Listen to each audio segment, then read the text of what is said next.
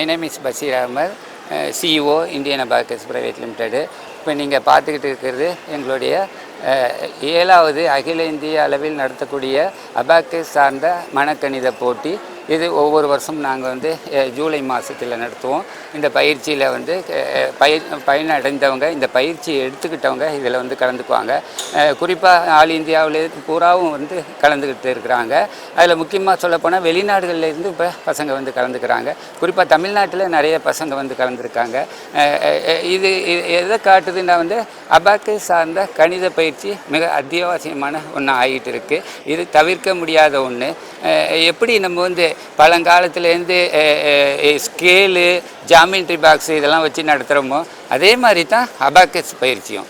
எப்படி ஒரு டூலை வச்சு நம்ம பிள்ளைங்களுக்கு ஸ்கேல் எல்லாம் கோடு கிழிக்கிறதுக்கு, அப்புறம் இன்ச்சஸ் பார்க்குறதுக்கு, சென்டிமீட்டர் பார்க்குறதுக்கு பயன்படுத்துகிறோமோ அதே மாதிரி அபாக்கஸ் கருவியும் அவசியமானதாக ஒன்றா இருக்குது. காரணம் ஸ்கேலு, ஜாமெட்ரி பாக்ஸு என்னோடய பார்வையில் வேணான்னு சொல்லலை. ஆனால் அதெல்லாம் ஒரு குறிப்பிட்ட பயன் தான் அளிக்கும். ஒவ்வொரு பசங்களுக்கும் ஒவ்வொரு குழந்தைங்களுக்கும் ஒரு குறிப்பிட்ட காலம்தான் அந்த பயிற்சி எடுத்துகிட்டு அவங்க அதை பயன்படுத்த முடியும். பிற்காலத்தில் அவங்க அதை மறக்கக்கூடியவங்களா, அதை தொடக்கூட இல்லாதவங்களா ஆகிடுறாங்க. பட் அபாக்கஸ் பயிற்சி எடுக்கிறதுனால அவங்களுடைய முழு மூளை திறன், அதோட அவங்களுடைய எதிர்கால வாழ்க்கைக்கு தேவையான, ஒவ்வொரு குழந்தைக்கும் தேவையான ஞாபக சக்தி, கவனிக்கும் திறன், நினைவாற்றல், மெமரி, இது மாதிரியான ஸ்கில்ஸ், லைஃப் டைம் ஸ்கில்ஸ் ஒவ்வொரு குழந்தைக்கும் தேவைப்படுது.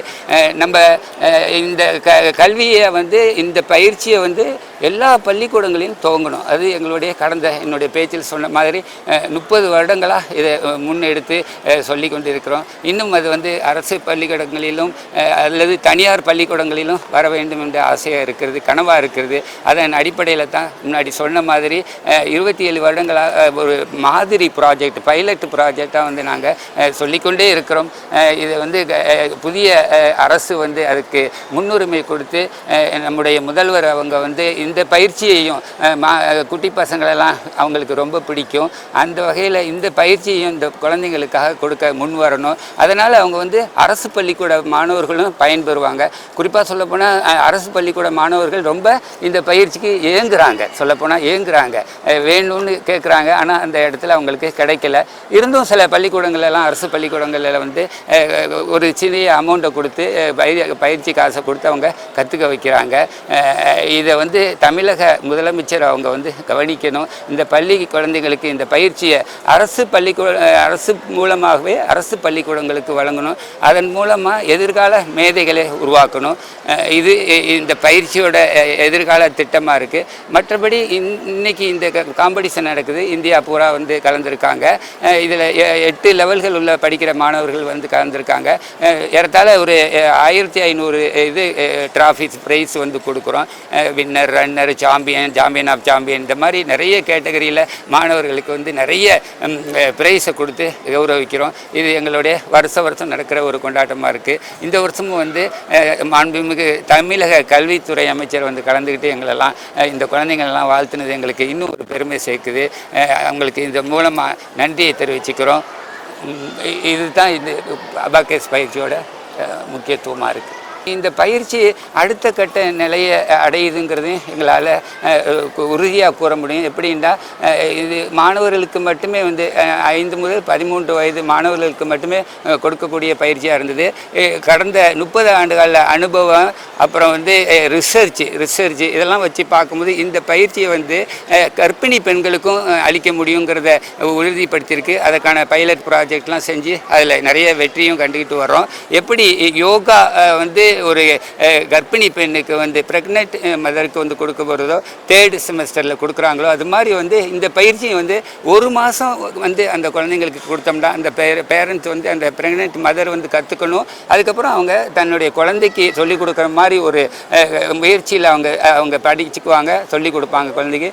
அதனோட எஃபெக்ட் அந்த குழந்தை பிறந்த பிறகு நம்மளால் பார்க்க முடியும். ஏன்டா இது ரிசர்ச் சம்பந்தமான ஒரு ரிசல்ட்டு. ஸோ இதுலேயும் நாங்கள் அடுத்த கட்ட முயற்சி எடுத்து நல்ல பயனளிக்கக்கூடியதாக இருக்குது. இன்னும் வரும் காலங்களில் இந்த பயிற்சியை வந்து ப்ரெக்னென்ட் மதர்ஸும் எடுக்கக்கூடிய அதிகப்படியான வாய்ப்புகள் இருக்குது. ஒவ்வொரு பயிற்சி மையங்களும் அந்த தெருவிலேயே அவங்க வந்து ஒரு மாத கால பயிற்சி எடுத்துக்கிட்டு வாழ்க்கை பூரா தேவையான ஒரு பெரிய ஸ்கில்ஸை வந்து பயன்களை வந்து அவங்க பிறக்க போகும் குழந்தை அடைய முடியும். இந்த பயிற்சியில் இன்றைக்கி வந்து 2000க்கும் மேற்பட்ட 2100க்கும் மேற்பட்ட மாணவர்கள் வந்து ஆல் இந்தியாவிலேருந்து வந்து கலந்துருக்காங்க. முன்னாடி சொன்ன மாதிரி 8 பிரிவுகளாக பிரித்து ஒவ்வொரு பிரிவிலையும் வந்து 34 ப்ரைஸ் கொடுக்குறோம். ஸோ அது முன்னாடி சொன்ன மாதிரியே ஏறத்தாழ 1500 ப்ரைஸ்க்கு மேலே இந்த பயிற்சி இந்த காம்படிஷன் தினத்தில் கொடுக்குறோம். வயது 5 to 13 இயர்ஸ் இந்த பயிற்சியை கொடுத்துக்கிட்டு இருக்கோம். இந்த பயிற்சி வந்து எல்லா குழந்தைகளுக்கும் தான். இருந்தாலும் வந்து குறிப்பாக மனித மூளையோட வளர்ச்சி, அதன் அமைப்பு, அதன் ஸ்ட்ரக்சரை பொறுத்து பார்க்கும்போது இது குறிப்பாக வந்து 5 முதல் 13 வயது குழந்தைங்களுக்காக அளிக்கக்கூடிய பயிற்சியாக இருக்குது. இனிய நாள் இது, இன்ப நாள் இது. ஒரே அரங்கில் இத்தனை குழந்தைகள், அத்தனை குழந்தைகளையும் உள்ளே அமர வைத்துவிட்டு ஆசையோடு வாஞ்சையோடு சுற்றி நின்று பார்த்து கொண்டிருக்கக்கூடிய பெற்றோர் பெருமக்கள், இவர்களுக்கு நடுவிலே அந்த குழந்தையையும் பெற்றோரையும் இணைக்கும் உறவு பாலமாக நம்முடைய ஆசிரியர் பெருமக்கள், இவர்களை எல்லாம் முத்தாய்ப்பாய் முத்திரை பதிக்க வைத்து வெற்றி பெற வைத்து அந்த வெற்றிக்கரை அவர்கள் சுவைப்பதற்காக அவர்கள் கையில் கோப்பையை கொடுத்து மகிழ்வதற்காக நம்முடைய பெருந்தகையாளர்கள். இப்படி ஒரு அரங்கத்தில் வந்து நான் நிற்கின்ற பொழுது நெஞ்சமெல்லாம் நிறைந்திருக்கிறது. ஒரு சில செய்திகளை சொல்லிவிடுவதற்காக என் உள்ளம் துடிக்கிறது. நான் உலகமெல்லாம் சுற்றி திரிந்திருக்கிறேன். America, Canada, Singapore, Malaysia, Sri Lanka, east Africa, China, Hong Kong வரைக்கும் போயிட்டு பார்த்துட்டு வந்திருக்கிறேன். அங்கெல்லாம் இருக்கக்கூடிய அந்த குழந்தைகளை பார்க்கிற பொழுது, பெற்றோர்களை பார்க்கிற பொழுது, ஆசிரியர் பெருமக்களை பார்க்கிற பொழுது, அவர்களிடம் கற்றுக்கொள்வதற்கும் பெற்றுக்கொள்வதற்கும் பல செய்திகள் இருக்கின்ற போது அதையெல்லாம் எடுத்து வந்து சென்றிருவேர் 8 திக்கும் கலை செல்வங்கள் யாவும் குணர்ந்து இங்கு சேர்ப்பேர் என்று முண்டாசை கவிஞன் பாரதியார் சொன்னதை போல இங்க வந்து சேர்த்து விட முடியாதா, நமது ஊரையும் நமது மக்களையும் இன்னும் கொஞ்சம் உயரத்திற்கு மாற்றிவிட முடியாதா என்று நான் எண்ணி பார்த்தது உண்டு. அப்படிப்பட்ட ஒரு பொன்னான கனவுகளை நனவாக்கக்கூடிய தருணங்களில் ஒன்றுதான் வெறும் பாட புத்தகம் மட்டுமல்ல, தனித்திறமையும் வளர்ப்பதற்காக இத்தனை குழந்தைகள் வந்திருக்கிறார்களே, அந்த குழந்தைகளுக்காக ஒரு அரங்கம் நிறைந்த கைத்தட்டலை நீங்கள் தந்தாக வேண்டும். அப்ப கணக்கு பாடம் என்பது மனப்பாடம் செய்து மதிப்பெண் வாங்கக்கூடிய பாடம் மட்டுமல்ல, அது ஒரு விளையாட்டாக, அது ஒரு இனிய நிகழ்வாக எளிமையாக பண்ண முடியும் என்பதற்கான ஒரு எடுத்துக்காட்டு தான் அந்த அபாக்கஸ். அதுவும் அந்த விரல் விட்டு அந்த குழந்தைகள் வேகமாக எண்ணி அதையெல்லாம் செய்து பார்க்கிற பொழுது பார்க்கிற நமக்கு அவ்வளவு ஆசையாக இருக்கும். இப்ப பெற்றோர்களுக்கு, ஆசிரியர்களுக்கு, குழந்தைகளுக்கு ஆளுக்கு ஒரு செய்தி.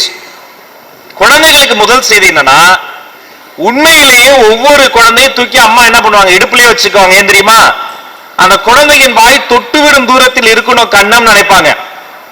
ஒரு குழந்தை அழுதா அது பசியில அழுதா, இல்லனா வயிறு கோளாறுல அழுகுதா, இல்ல உருவாக்கையின முழுங்கிட்டு அழுகுதான்னு கூட யாருக்கும் தெரியாது. பீடியாட்ரிஷியன் தூக்கி போட்டா ஸ்கேன் பண்ணி பார்த்துலாம், எக்ஸ்ரே எடுத்து பார்த்துலாம் தான் சொல்லுவார். ஆனா ஒரு குழந்தை அழுதா, அந்த மணலை முடியில் அழுதா, அந்த குழந்தை ஏன் அழுது, எதுக்காக அழுதுன்னு பெத்த தாய்க்கு தெரியும். அதனால தான் தூக்கி எப்போதும் இடுப்புலயே வச்சுக்குவா தாய். அதே குழந்தைய தூக்கி இடுப்புல இல்ல, தோளுக்கு மேல வச்சுக்குவார் அப்பா. கடை வீதிக்கு போனாலும் எங்க போனாலும் அப்படி தோல் வச்சுக்குவார் அப்பா. அப்படி தூக்கி பிடிக்கும் கூட தான் தோளோட சேர்த்து பிடிப்பார் அப்பா. ஏன் தெரியுமா? நான் பார்க்காத உயரத்தை கூட என் பொண்ணு பார்க்கணும், என் பையன் பார்க்கணும்னு நினைப்பார். அவர் தான் அப்பா. உலகத்திலேயே வாழும் தியாகி ஒருத்தர் இருக்காரு, அந்த அப்பா தான். இங்கேயே நிறைய தியாகிகளை பார்க்கிறேன். பையனை உள்ள விட்டுட்டு, குழந்தைய உள்ள விட்டு, அந்த அம்மா முன்னாடி விட்டுட்டு பின்னாடி நின்று எட்டி எட்டி தெரியுதா தெரியலையா நம்ம பையன் தானே அப்படின்னு எட்டி எட்டி பார்க்கக்கூடிய அந்த தியாகசீலர்களை நான் பார்க்கிறேன். இப்ப அப்பா அம்மா 2 பேருக்கு ஒரே ஆசை. என்ன ஆசை? என் குழந்தை ஜெயிச்சிடணும்னு ஒரு ஆசை. இங்க கிளாஸ் கூட்டு வரும்போது என்ன சொல்லுவாங்க, சார் மேடம் எப்படியாவது என் பையனை பிரைஸ் வாங்க வைங்க. தன்னுடைய குழந்தையை ஜெயிக்கணும்னு நினைச்சா அதுக்கு பேர் அப்பா அம்மா. தன்னிடம் படிக்கக்கூடிய எல்லா குழந்தையும் ஜெயிக்கணும்னு நினைச்சா அவங்க தாங்க ஆசிரியர்கள், டீச்சர்ஸ். இல்லைன்னா இந்த குழந்தைகள் வந்து இத்தனை பெரிய பரிசுகளை வாங்கவே முடியாது. இந்த குழந்தைகள் அதை புரிஞ்சுக்கணும். உலகத்துல தெய்வம்னு ஒண்ணு இருக்குன்னா நாம் தொட்டு வணங்க வேண்டிய தெய்வம் தாய், தந்தை, ஆசிரியர் பெருமக்கள் தான். அது இப்ப புரியாது, நீங்க கொஞ்சம் வளர்ந்த பிறகுதான் புரியும். எல்லாருமே ரொம்ப குட்டிஸா இருக்கீங்க. சரி, அப்பா அம்மாவுக்கு ஒரு செய்தி என்னது? என்ன ஒரு விஷயமா இருந்தாலும் வீட்டுல இருந்ததாங்க தொடங்குது. குழந்தைகளின் முதல் ஸ்கூல் என்ன தெரியுமா? வீடு. குழந்தைகளின் முதல் ஆசிரியர் யார் தெரியுமா? அப்பா அம்மா. காலையில குழந்தை எழுப்பும் போதே அன்பா செல்லம் கொடுத்து உற்சாகமா செல்லக்குட்டி ராஜாத்தி கலெக்டர் டாக்டர் எந்திரிடி தங்கம் அப்படின்னா எந்திரிக்கும். காலைல எந்திரிக்கும் போதே கத்த வேண்டியது எரும மாடு மாதிரி தூங்குது பாரு. எப்ப பார்த்தாலும் இப்படி எழுந்திருக்கிறியா இல்லையா, ஸ்கூலுக்கு டைம் ஆச்சு, அப்படி கத்தக்கூடாது. நீங்க உற்சாகமா அப்படி சந்தோஷமா என் செல்லம் என் தங்கம் என் வைரம் என் சாமி அப்படி உற்சாகமா எழுப்பணும்.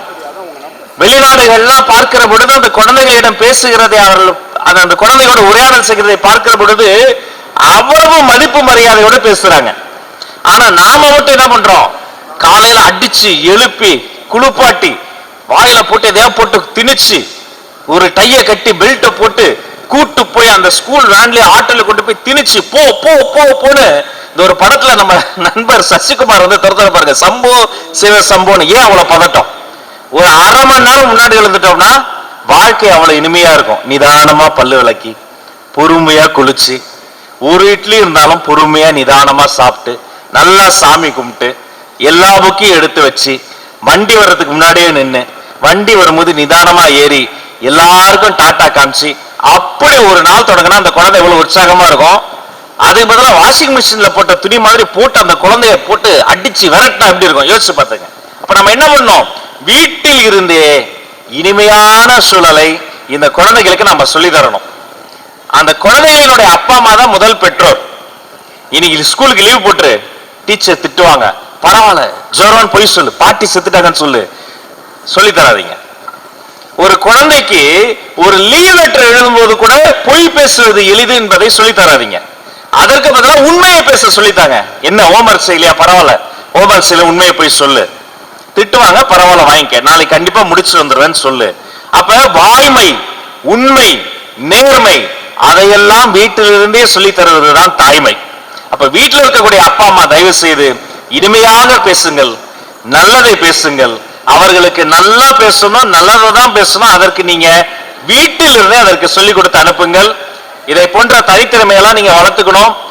ஒரு 2 வாரம் முன்னாடி நான் அமெரிக்கா போறதுக்கு முன்னாடி தமிழ்நாடு அரசு சார்பில் விமான நிலையத்திற்கு போய் ஒருத்தருக்கு அரசு மரியாதை கொடுத்து பூங்கொத்து கொடுத்து பொன்னாடை போட்டி வரவேற்பு செய்து வரவேற்றோம். அவர் யார் தெரியுமா? ஒரு 10-12 வயசுல ஒரு பக்கம் ஒரு கீபோர்டு, இன்னொரு பக்கம் இன்னொரு கீபோர்டு. ஒரு கீபோர்டுல ஜனகணமன இந்திய தேசிய கீதம், இன்னொரு பக்கம் கீபோர்டுல அமெரிக்காவின் தேசிய கீதம். இரண்டையும் ஒன்றாக நன்றாக வாசித்தான். அந்த இசை குழந்தை லிடியன் நாதஸ்வரத்திற்கு தமிழ்நாடு அரசு வரவேற்பு கொடுத்து மரியாதை கொடுத்து கூட்டு வந்தோம். அதற்கு காரணம் அவருடைய தனித்திறமை. விஸ்வநாதானந்த் எல்லாருக்கும் தெரியும், ஆனா பிரக்ஞானந்தா தான் உலகத்திற்கு இப்பதான் தெரியும். 2 பஸ் மாறி அவங்க அம்மா ஒரே ஒரு லஞ்ச் பாக்ஸ்ல தயிர் சாதம் கட்டிக்குவாங்களாம். 2 பஸ் மாறி போய் டெய்லி செஸ் ட்ரைனிங் போய் இன்னைக்கு விஸ்வநாதன் ஆனந்த் தொட்ட உயரத்தை அவருடைய வயதில் 4 ஒரு பங்கு இருக்கக்கூடிய சின்னஞ்சிறுவன் பிரக்ஞானந்தா தொட்டு விட்டார். அப்ப உலகம் முழுக்க சவால் விடக்கூடிய பல்வேறு விஷயங்களை தனித்திறமையால் சாதிக்கக்கூடிய எத்தனையோ குழந்தைகள் வந்து விட்டார்கள். அவர்களாம் நமக்கு எடுத்துக்காட்டு. அப்ப நண்பர்களே, தயவு செய்து ஒவ்வொரு குழந்தைக்கும் ஒரு தனித்திறமை இருக்கும். நீங்க பண்ண வேண்டியது ஒன்னே ஒண்ணுதான், என்ன தெரியுமா? அவனை டிஸ்டர்ப் பண்ணாம இருந்தாலே போதும், குழந்தை தானா ஷைன் அவுட் ஆயிடும். இங்க இருந்து ஒரு பூ இருந்தது, ஆசையா இருந்தது, மறைக்கிறது நண்பர்கள் எடுத்துட்டாங்க. ஒரு செடியில பூ பூக்கலன்னா என்ன அர்த்தம்? ஒரு செடியில பூ பூக்கல, குச்சி வச்சு அடிச்சா பூ பூத்துருமா? செடியை டெய்லி திட்டுறீங்க, ஒழுங்கா பூ பூத்துரு, ஒழுங்கா பூ, இல்லைன்னா அள்ளி பின்னிடுறோம் அப்படின்னா பூ பூத்துருமா? ஒரு செடியில் பூ பூக்கலன்னா அதுக்கு காரணம் அந்த செடி கிடையாது, அந்த செடியினுடைய என்விரான்மெண்ட், அங்க இருக்க மண், நாம விடுற தண்ணி, அங்க வர்ற சூரிய ஒளி, அதோடைய உரம், அதோடைய நேரம், அதோடைய வேகம், இவ்வளவு சரியா பண்ணா தானா செடி பூ பூக்கும். அதே மாதிரிதான் ஒரு குழந்தை நீங்க நினைத்த மாதிரி ஷைன் ஆகலன்னா அது காரணம் அந்த குழந்தை கிடையாது. நீங்க குச்சி வச்சு அடிச்சாலும் தினந்தோறும் ஏசுனாலும் திட்டினாலும் அந்த குழந்தை ஷைன் அவுட் ஆகாது. எப்ப ஷைன் ஆகும் தெரியுமா? அந்த என்விரான்மெண்ட், அன்பான அப்பா அம்மா, அறிவான ஆசிரியர் பெருமக்கள் நினைத்ததை சொல்லக்கூடிய ஒரு சூழல், ஒரு நல்ல என்விரான்மெண்ட்டை இந்த குழந்தைக்கு உருவாக்குனீங்கன்னா அந்த குழந்தையில் இருந்து ஒரு செடி பூ பூப்பதை போல பல சாதனைகள் தானாக பூத்து குலுங்கும். அத்தகைய நல்ல சூழலை நீங்கள் தர வேண்டும் என்று சொல்லி இந்த நல்ல முன்னெடுப்பை எடுத்திருக்கக்கூடிய அபாகஸ் நிறுவனத்தினுடைய நம்முடைய பஷீர் உள்ளிட்ட அத்தனை பேருக்கும் என்னுடைய நெஞ்ச நிறைந்த பாராட்டுகளை சொல்லி உங்கள் அத்தனை பேருக்கும் நன்றி பாராட்டி விடைபெற்று செல்கிறேன். நன்றி, நன்றி.